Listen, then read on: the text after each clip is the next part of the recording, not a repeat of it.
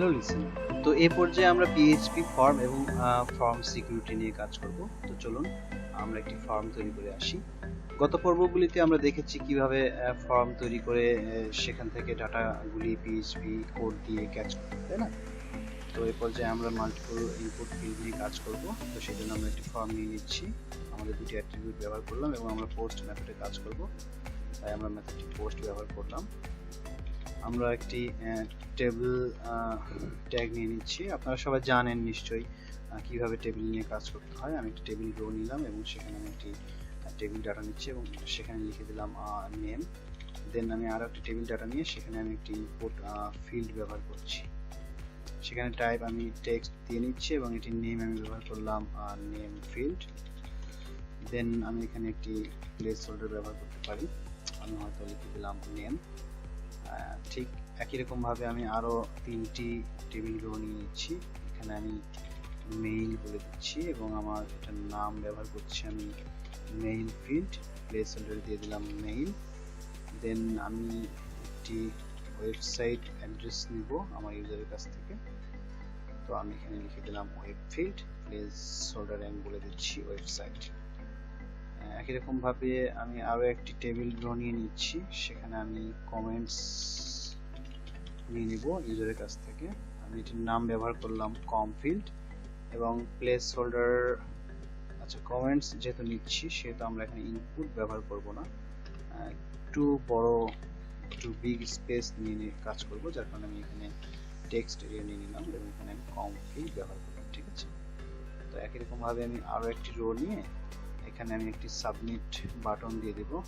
তো আমি এটি ইনপুটে নিয়ে নিচ্ছি। আমরা সকলেই জানি এখানে আমরা ইনপুটের মাধ্যমেও একটি সাবমিট বাটন নিয়ে নিতে পারি। এখানে আমাদের নেমের প্রয়োজন নেই, আমরা একটি ভ্যালু দিয়ে দেবো, আমি এখানে বলে দিলাম সেন্ড। তো চলুন দেখে আসি আমাদের ফর্মটি ক্রিয়েট হয়েছে কিনা। তো দেখুন আমি নেম, মেইল, ওয়েবসাইট এবং কমেন্টস এই চারটি সেকশনের একটি ফর্ম ক্রিয়েট করেছি, তাই না? তো এই ইনপুট ফিল্ডগুলি থেকে আমি আমাদের ইউজার যে ভ্যালুগুলি বা আমরা যে ভ্যালুগুলি দিব সেগুলি আমরা এখন পিএইচপি দিয়ে ক্যাচ করব, তাই না? তো চলুন আমরা এই ফর্মের নিচেই আমাদের পিএইচপি কোডগুলি লিখব। এখানে আমি পিএইচপি ব্লক নিয়ে নিলাম এবং আমি যেমনটি আমরা পূর্বে করেছি, আমরা আমাদের সার্ভারের রিকোয়েস্ট মেথডটি যখন পোস্ট হবে তখন আমরা কাজ করব। ঠিক আছে, তো আমাদের সার্ভারের রিকোয়েস্ট মেথডটি যখন পোস্ট হবে তখন আমরা এক এক করে সব ইনপুট ফিল্ডগুলিকে আমরা এখানে ক্যাচ করব। তো সেজন্য অবশ্যই আমরা একটি ভেরিয়েবলে এটিকে অ্যাসাইন করে রাখবো। আমরা এ নামে একটি ভেরিয়েবল নিয়ে নিলাম এবং আমরা সুপার গ্লোবাল ভেরিয়েবল আমরা রিকোয়েস্ট ব্যবহার করছি এবং এর ভিতরে আমরা আমাদের ফিল্ডের নামটি দিয়ে দিলাম। তো ঠিক একই রকম ভাবে আমরা টোটাল আমাদের চারটি ফিল্ড প্রয়োজন। একটি হচ্ছে নেম ফিল্ড নিয়ে নিয়েছি, এবার আমরা মেইল ফিল্ডটা নিয়ে নিলাম এবং এটিতে নাম আমরা দিয়ে দিচ্ছি পি। দেন আমাদের ওয়েব ফিল্ড নিতে হবে। দেখুন আমরা ওয়েব ফিল্ড নিয়ে নিচ্ছি এবং এখানে আমাদের নাম দিয়ে দিলাম সি এবং আমাদের সর্বশেষ ফিল্ড হচ্ছে কম ফিল্ড এবং সেটিও আমরা নিয়ে নিলাম এবং এটিতে আমরা নাম দিয়ে দিচ্ছি টি। ওকে, আচ্ছা, এখন এগুলিকে আমরা এখানে ইকো করে ফেলবো। আমি হয়তো এখানে বলে দিচ্ছি যে নেম $a এবং একই সঙ্গে আমি ব্রেক ট্যাগ ব্যবহার করছি। আমাদের চারটি ফিল্ড প্রয়োজন, নেম, দেন আমাদের মেইল প্রয়োজন এবং মেইলের জন্য আমরা বি নিয়েছি। আমাদের ওয়েব প্রয়োজন, ওয়েবের জন্য আমরা সি ব্যবহার করেছি এবং কমেন্ট প্রয়োজন, কমেন্ট সেকশনের জন্য আমরা ডি ব্যবহার করছি। ঠিক আছে, আচ্ছা, চলুন এখন যদি আমরা এটাকে সাবমিট করি সেক্ষেত্রে আমরা আমাদের তৈরি যেখানে প্রিন্ট করেছি সেগুলি আমরা দেখতে পাচ্ছি। যেহেতু আমরা ইনপুট ফিল্ডগুলি ফাঁকা রেখেছি তাই এগুলি ফাঁকা দেখাচ্ছে, তাই না, এমটি দেখাচ্ছে। তো চলুন আমরা এখানে আমরা কিছু আমাদের দিয়ে আসি। আমরা আমাদের মেইল দিয়ে দিচ্ছি, আমাদের ওয়েবসাইট নাম যেখানে একটু দিয়ে দিচ্ছি, কমেন্ট সেকশনে কিছু লিখে দিচ্ছি।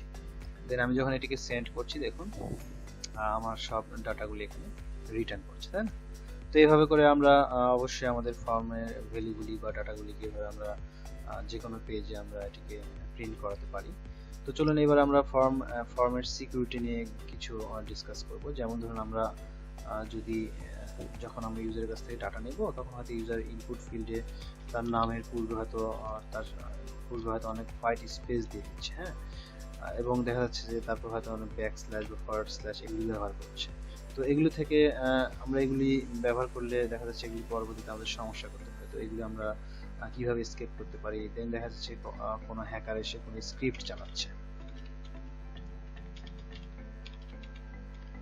কোনো হ্যাকার এসে হয়তো দেখা যাচ্ছে সে কোনো স্ক্রিপ্ট চালাচ্ছে এবং সে আমাদের ডাটাগুলি চুরি করার চেষ্টা করছে, হ্যাঁ। যেমন ধরুন আমি এখানে সিম্পল একটি অ্যালার্ট এটি আমি দিয়ে আমি যদি এখানে সেন্ড করি, দেখুন স্ক্রিপ্ট কিন্তু কাজ করছে, ঠিক আছে। তো আমরা চাচ্ছি না যে এই ধরনের কোনো স্ক্রিপ্ট বা এরকম কোনো ব্যাকস্ল্যাশ বা কোনো হোয়াইট স্পেস চলে আসুক আমাদের ফর্মের সঙ্গে। আমাদের ফর্মটি সুরক্ষিত রাখতে হবে। তো সেজন্য আমরা কিছু বিল্ট ইন ফাংশনের ব্যবহার করব, হ্যাঁ। যেমন ধরুন আমাদের এই যে নেম ফিল্ড, এই নেম ফিল্ডের ক্ষেত্রে দেখুন আমি এখানে একটি বিল্ট ইন ফাংশন আপনাদের দেখাচ্ছি, যে স্ক্রিপ্ট স্ল্যাশ এটিতে যদি আমি আমার এই নেম ফিল্ডকে যদি আমি এর মাঝে পাঠিয়ে দিয়ে আমি আপনাদের এক্সাম্পল দেখাচ্ছি। এখন যদি আমি আমার এই নামে এসে আমি যদি কখনো কোনো ইউজার এখানে কোনো স্ল্যাশ দিয়ে দেয়,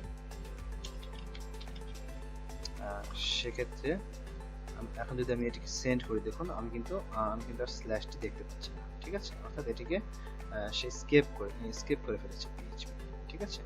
তো একই রকম ভাবে যখন আমি এটিকে ট্রিম করব, হ্যাঁ, তখন অবশ্যই আমি যখন লেফট সাইডের শুরুতে যখন আমি অনেক হোয়াইট স্পেস দিয়ে ফেলবো, তো সেগুলোকে পিএইচপি স্কিপ করে ফেলবে, ঠিক আছে। তো এই ধরনের আমাদের বেশ কিছু বিল্ট ইন ফাংশন রয়েছে যেগুলিকে আমরা এখন ব্যবহার করব। দেন আমরা আরো একটি ফাংশন ব্যবহার করব। দেখুন আমি যদি এখানে ব্যবহার করি HTML স্পেশাল ক্যারেক্টার্স, এই ফাংশনের ভেতরে যদি আমি এটিকে রেখে দিই, সেক্ষেত্রে দেখুন আমি একটু আগে যেমন স্ক্রিপ্ট চালনা করেছিলাম একটি জাভাস্ক্রিপ্টে, যেমন ধরুন আমি এখানে একটি স্ক্রিপ্ট নিচ্ছি এবং স্ক্রিপ্টে আমি একটি অ্যালার্ট দিয়ে দিচ্ছি। অর্থাৎ স্ক্রিপ্টগুলি কাজ করছে কিনা সেটির জন্য আমরা জাস্ট এটিকে এক্সাম্পল হিসেবে আমরা জাস্ট দেখছি, হ্যাঁ, যেটি কাজ করছে কিনা। তো দেখুন আমি যখন নেম ফিল্ড এটিকে যখন আমি সেন্ড করব, দেখুন এটি কিন্তু কাজ করছে এবং আমাদের নিচে কিন্তু নেম ফিল্ডে অর্থাৎ মেইল ফিল্ডে কিন্তু এটিকে শো করছে না, তাই না? কিন্তু আমি একই বিষয়টি যখন আমি আমার এখন কমেন্টস সেকশনে আমি সেন্ড করছি, দেখুন আমাকে কিন্তু এটি প্লেন টেক্সট আকারে দেখাচ্ছে এবং এটি কিন্তু কাজ করছে না। কেন করছে না? যেহেতু আমি কমেন্টস আমার ফিল্ডে আমি এই ফাংশনটি ব্যবহার করেছি, ঠিক আছে। তো এই ধরনের আমাদের বেশ কিছু ফাংশন রয়েছে যেগুলিকে আমরা ব্যবহার করব এবং ব্যবহার করে এটি সিকিউরিটি আমরা নিশ্চিত করব, ঠিক আছে। যেমন ধরুন ওয়েবসাইট ফিল্ডে আমি ব্যবহার করলে অবশ্যই আমাকে দেখাচ্ছে যে স্ক্রিপ্ট কাজ করছে এবং এখানে কোনো কিছু রিটার্ন করছে না এবং এখানে আর কাজ করছে না, ঠিক আছে, এবং আমাদের প্লেন টেক্সট রিটার্ন করছে। তো এই ধরনের কিছু ফাংশন যেহেতু আমাদের প্রয়োজন, তো সেজন্য আমরা একটি কাজ করব, আমরা একটি এক্সট্রাক্টিভ ফাংশন তৈরি করে নেব, ঠিক আছে। ফাংশনের নাম আমি দিলাম ভ্যালিডেট এবং সেখানে আমি একটি আর্গুমেন্ট পাস করব, যখন আমি একটি ভেরিয়েবল ডিক্লেয়ার করে নিলাম। আচ্ছা, এই ফাংশনটি আসলে মূলত কিভাবে কাজ করবে দেখুন। আমাদের এই যে স্ট্রিপ, যে স্ল্যাশেস, দেন এই যে HTML স্পেশাল কার্ভ, এই ধরনের যে ফাংশনগুলি রয়েছে সবগুলি বিল্ট ইন ফাংশন আমি এখানে অ্যাসাইন করব, হ্যাঁ। বিষয়টা এমন আপনাদেরকে দেখাচ্ছি, দেখুন ধরুন এই ফাংশনকে আমি কল করছি, এই ফাংশনকে আমি আমাদের বাইরে কল করছি, ঠিক আছে, এবং এর মাঝে আমি 5 পাঠিয়ে দিচ্ছি এবং এখানে আমি এটিকে ইকো করছি, ওকে। দেন আমি যদি এখানে এখন বলি যে এটি রিটার্ন করবে, অবশ্যই 5টি আমার এই x এর মাঝে এসে অ্যাসাইন হবে এবং আমি যদি এখানে এখন বলে দিই যে আমি যেটাই পাঠাবো তার সঙ্গে 10 ইনটু হয়ে রিটার্ন করবে, ঠিক আছে।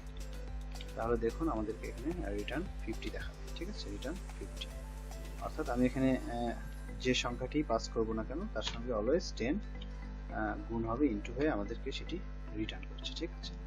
তো তো ঠিক একই রকম ভাবে আমরা কি করব, আমাদের এই ভ্যালিডেট ফাংশন গুলির মাঝে আমরা আমাদের এই প্রত্যেকটি ফিল্ডের ভ্যালুগুলিকে আমরা পাস করে দেব। ঠিক আছে, আমরা এখানে ফাংশনগুলিকে অ্যাসাইন করে দিই। এটির নাম দিতে হচ্ছে ভ্যালিডেট। আচ্ছা, তো আমরা প্রত্যেকটি ফিল্ড থেকে নেওয়া ভ্যালুগুলিকে আমরা কি করছি, আমাদের ভ্যালিডেট ফাংশনে আগে পাঠিয়ে দিচ্ছি। তো আমাদের এই ভ্যালিডেট ফাংশন কি করবে, আমরা যেটি পাঠিয়ে দিচ্ছি সেটি এক্স এর মাঝে অ্যাসাইন হবে এবং সেটিকে আমরা আমাদের যে ফাংশনগুলির মাঝে পাঠানো দরকার সেগুলির মাঝে এখন পাঠিয়ে দেব। যেমন ধরুন আমি এই এক্সটিকে আবার আমি এক্স এর মাঝেই রেখে দিচ্ছি।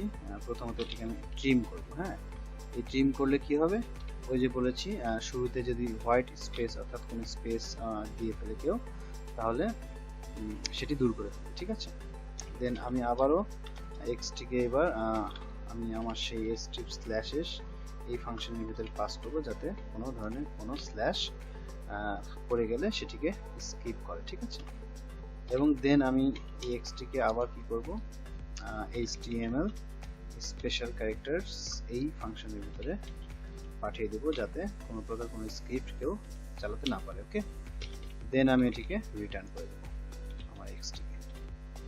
তাহলে আমার প্রত্যেকটি ফিল্ড থেকে নেওয়া ভ্যালু এই তিনটি ফাংশনের ভেতর দিয়ে পাস হয়ে যাচ্ছে এবং একদম ভ্যালিডেশন হয়ে ফিরে আসছে। ঠিক আছে, রিটার্ন করছে। দেন তাহলে আমরা একদম শুদ্ধ একদম ভ্যালিডেশন ভ্যালুগুলি এখন আমরা পাবো। তাহলে চলুন এখন দেখে আসি আমাদের কোন স্ক্রিপ্ট এখানে কাজ করছে কিনা। সবার আগে টেস্ট করে আসি। আমরা স্ক্রিপ্ট নিয়ে নিলাম এবং এর মাঝে আমি একটি অ্যালার্ট দিয়ে দিচ্ছি। দেখুন এটা এখন আমাদের একটি প্লেন টেক্সট রিটার্ন করছে। ঠিক আছে, তো এটি ছিল মূলত ফর্ম এবং ফর্মের সিকিউরিটি। তো পরবর্তী পর্বতে আমরা দেখব যে কিভাবে আমাদের ফিল্ডগুলিকে রিকোয়ার্ড করতে